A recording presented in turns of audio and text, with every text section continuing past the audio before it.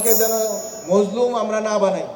আমরা মজলুম ছিলাম, আমরা জালেম যেন না হয়ে যাই, এবং আমরা যেন এমন কোনো হঠকারী কিছু না করি যার কারণে আমাদের এই মাদ্রাসা শিক্ষার্থী আলেম সমাজের উপরে as a group, as a community অভিযোগ আসবে এবং আপনাদের উপরে রাষ্ট্রীয় নিপীড়নের সুযোগ খোঁজা হবে। এই বিষয়ে আপনাদেরকে অবশ্যই সাবধান থাকতে হবে। বরং বাংলাদেশের আলেম সমাজ ব্রিটিশ বিরোধী লড়াই, পাকিস্তান আন্দোলন হোক, ৭১-এর মুক্তিযুদ্ধে একটা বড় অংশের ভূমিকা ছিল পক্ষে। আমরা এখন বারবার যখন জানতে পারছি যে কোনো ধরনের জুলুমের বিরুদ্ধে আমরা যেন মানসিক শিক্ষার্থীদের পাই, এবং যে কোনো ধরনের জালিমদের সংস্রব থেকে যাতে মানসিক শিক্ষার্থী আলেম সমাজ দূরে থাকে।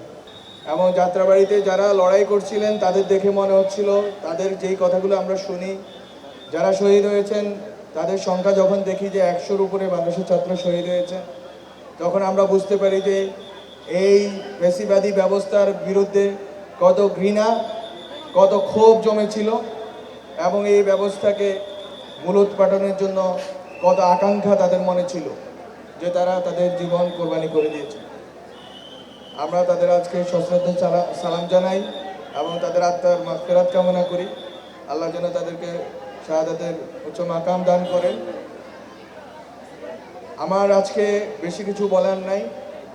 আমাদের মূলত মাদ্রাসা শিক্ষার্থী, আমি নিজেও মাদ্রাসায় পড়াশোনা করেছি আলিম পর্যন্ত। একটা মাদ্রাসা শিক্ষার্থীদের একটা আখলাকের একটা বিষয় আছে, চারিত্রিক বিষয় আছে, যেটার উপর নির্ভর করে জাতি গঠন, ন্যাশন বিল্ডিং।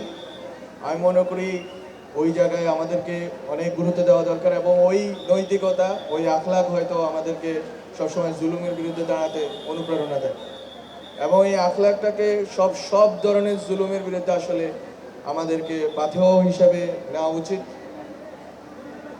এবং মজলুম আমরা হয়েছি, এই দেশের জনগোষ্ঠী হয়েছে, সকল ধরনের ধর্মের বর্ণের মানুষ মজলুম হয়েছে।